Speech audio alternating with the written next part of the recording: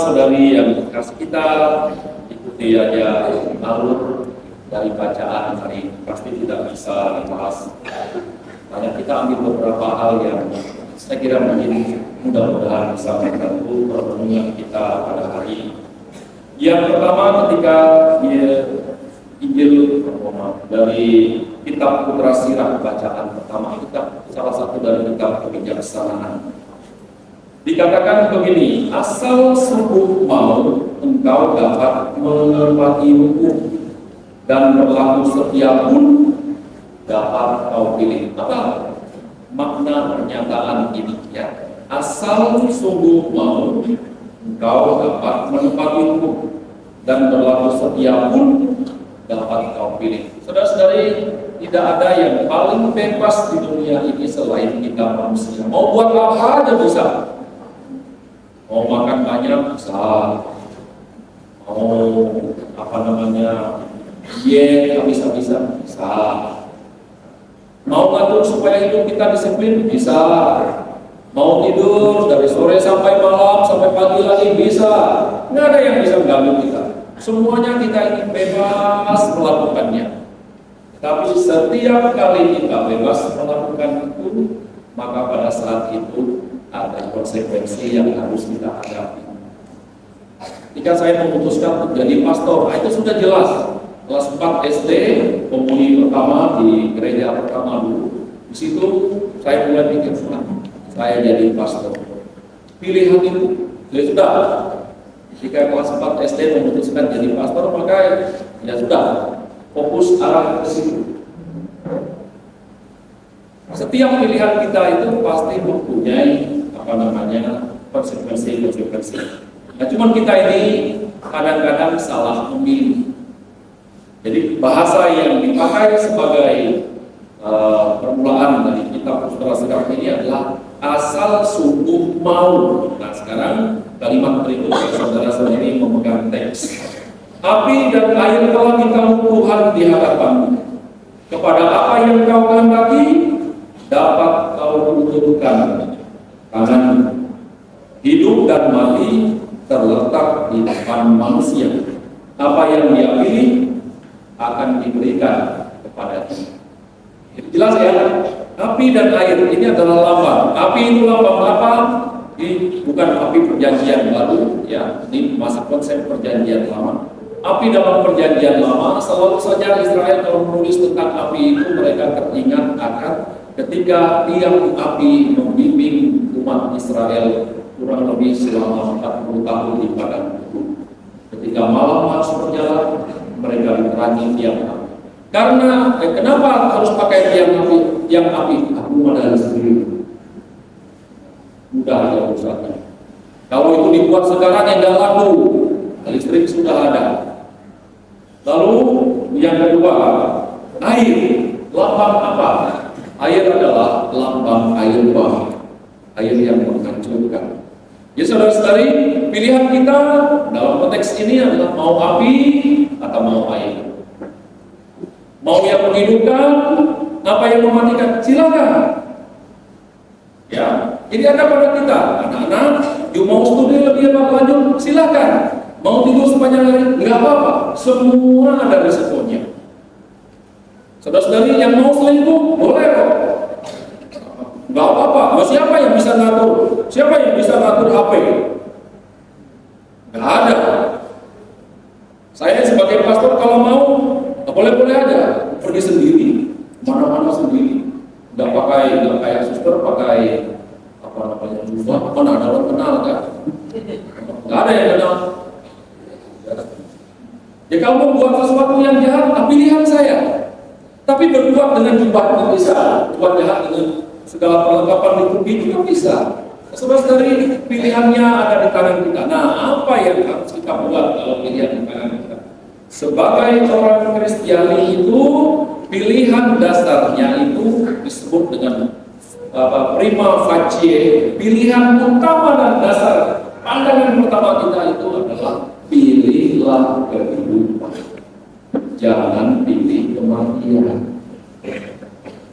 Ya, saya teringat dengan satu contoh. Suatu hari ada seorang pemuda yang Dia ini sejak SMP, sejak SD bahkan kenal saya. Saya dari Jogja menuju ke Banyumas, atau dia ikut bersama saya. Dia ini calon dokter, sudah hampir koas seperti itu. Lalu dia bertanya kepada saya, aku kok bingung ya dalam gereja Katolik. Itu kan kalau misalnya begini, seorang ibu mengandung kena kanker rahim. Ya. Nah sekarang, kalau itu disuntik dengan apa gitu, itu pasti bayinya terbunuh. Tetapi ajaran Katolik mengatakan prima facie, selamatkanlah. Nah gimana itu mau? Kan belum ada teknik kedokteran yang bisa menyelamatkan kedua-duanya. Nah saya bilang, ini sederhana terus terjadi. Apakah intensimu menyuntikkan obat itu ke seorang ibu yang kena kanker di rahimnya atau payudaranya? Apakah intensimu hanya menyembuhkan kanker itu, atau juga kamu menyuntik itu dengan catatan yang penting ibunya selamat? Nah, ini dalam gereja Katolik nggak boleh yang penting ibunya selamat ini. Dua-duanya sedapat mungkin selamat. Gimana caranya? Nggak tahu. Nah, itu urusan dokter saja. Tapi gereja Katolik berpikir gimana caranya kedua-duanya ini disembuhkan. Bahwa dalam proses penyuntikan itu salah satu meninggal, yang biasanya pasti meninggal adalah janinnya. Apa boleh buat? Teknologi belum mencapai itu. Lalu calon dokter itu mengatakan, Romo kalau gitu bohong-bohongan. Enggak, itu dengan kesadaran penuh dipilih bahwa kalau menyuntikkan obat itu dengan intensi, dengan maksud menyembuhkan dua-duanya dan menyelamatkan janinnya, itulah yang harus kita lakukan. Jadi tidak ada pernah dimaksudkan bahwa kita menyuntikkan obat itu supaya game over, minimal menyelamatkan ibunya, bayinya terserah. Nah ini nggak bisa, nggak boleh, ya. Secara iman Kristen itu nggak boleh. Gimana caranya supaya dua-duanya selamat? Memang ini nggak mudah, saudara-saudari, nggak mudah. Saya ambil contoh. Ada yang namanya eutanasia. Orang yang sudah terkena sakit parah, dia nggak mau hidup lama lagi. Pokoknya inginnya mati cepat. Minta dokter untuk menyuntikkan obat tertentu supaya game over, supaya cepat selesai. Gereja Katolik tidak pernah mengizinkan itu. Tidak pernah. Kenapa? Karena bagi gereja Katolik sesakit-sakit dan seberat-beratnya hidup kita, termasuk sakit karena sakit menderita dari kekurangan hidup kita sambungkan dengan penderitaan Yesus Kristus yang sudah mengalami segala-galanya. Maka sakit yang tadi hanya sekedar sakit, tetapi bagi orang Kristiani kalau dia disatukan dengan penderitaan Kristus, dia mendapat makna baru, yaitu bertahan dalam kesulitan dan belajar menyerahkan hidup kita secara total. Itu tidak hanya penting pada saya.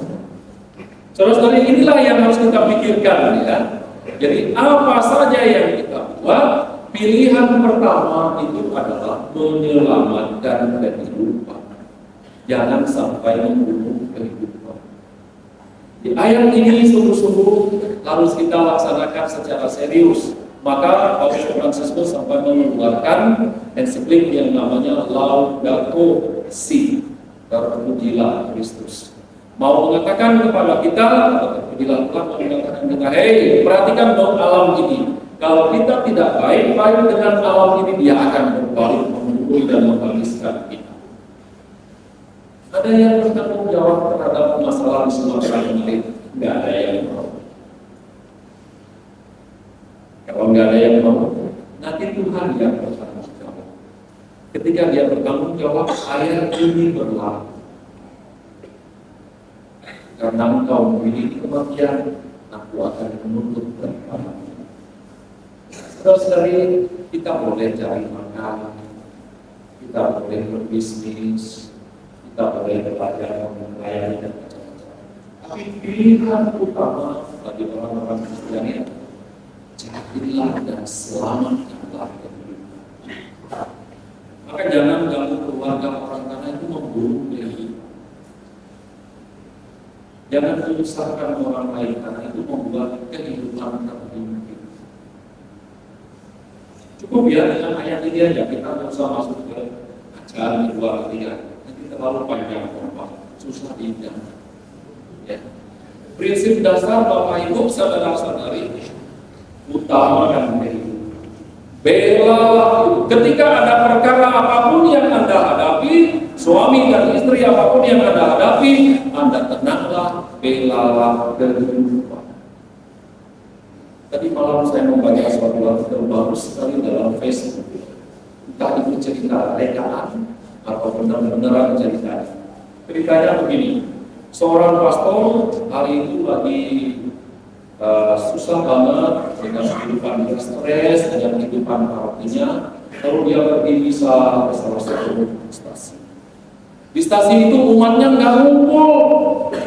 Aduh, pastor ini sudah bermasalah dari pastoran tadi, sekarang umatnya pada nggak ngumpul, dia tambah kecewa. Capek banget dia. Lalu ternyata kumpul juga beberapa umat. Ada sepasang suami istri yang duduknya jauh-jauhan. Datang. Ada satu orang bawa tali, ini badannya lusuh sekali. Ada seorang pemuda yang datang di ujung dan berdoanya resah. Pastor ini sudah stres tambah stres. Lalu khotbahnya agak-agak ngawur tapi jengkel. Jengkel lalu tidak jelas khotbahnya itu. Tetapi rupanya khotbahnya hari itu ditangkap oleh 3 oknum ini tadi atau 3 kelompok ini. Nah, suatu hari akhirnya setelah beberapa tahun kemudian, pastor ini menceritakan, saya pernah mengalami masalah yang amat berat dalam hidup saya. Masalah itu hampir membuat saya keluar sekali. Saya capek, saya susah, saya merasa betul habis hidup saya. Ketika saya berpisah dengan Oki, saya dievaluasi frustasi, dia cerita dengan kami. Ada seorang yang begini, ada seorang ini. Ternyata di tengah umat begini, tunjuk jari itu. Pertama yang tadi, bapak dengan ibu yang duduknya berjawab. Pastor, sebentar, pastor. Oh, kenapa? Ya, boleh sharing sebentar nggak? Boleh, gimana? Waktu itu, pas waktu misa itu, saya dan istri saya lah waktu itu ada di situ. Kenapa? Kami dua itu memutuskan untuk cerai. Tetapi saya bilang dengan istri saya, suami saya bilang enggak begitu. Ayo kita ke gereja untuk yang terakhir kalinya bersama. Pastor khotbah itu menyentuh hati kami. Harusnya itu kami nggak mau cerai. Hidup damai. Pastor, tolong, walaupun pastor merasa waktu itu pastor resah dan gelisah, hancur dulu, tapi kami adalah dampak positif dari khotbah pastor. Nah, kebetulan yang satu juga hadir, yang tadi bawa tali yang busuk itu tadi. Pastor, boleh sharing nggak selain bapak ibu itu? Oh ya, gimana coba sharing? Lalu dia bilang, pastor, saya waktu itu sudah siap bunuh diri. Pas mau bunuh diri, talinya putus. Ketika talinya putus, saya lewat di depan gereja, pikiran saya kacau balau, saya sedang baring di sana sini, gitu. Maka baju dan semua pakaian saya lusuh. Kuliah gereja terbuka, masuklah ke situ dengan pikiran minimal sambut komuni dulu, baru dia bunuh diri. Ternyata dengan khotbah pastor tentang mencintai kehidupan, aku bakal bunuh diri. Pastor saya itu kenapa? Karena semua usaha saya hancur. Saya punya banyak utang dan macam-macam. Saya merasa mengakhiri hidup dengan bunuh diri adalah jalan yang benar. Tapi mendengar khotbah pastor, saya mulai sering kata, pastor, dulu anak istri yang meninggalkan saya, sekarang mereka kepada saya.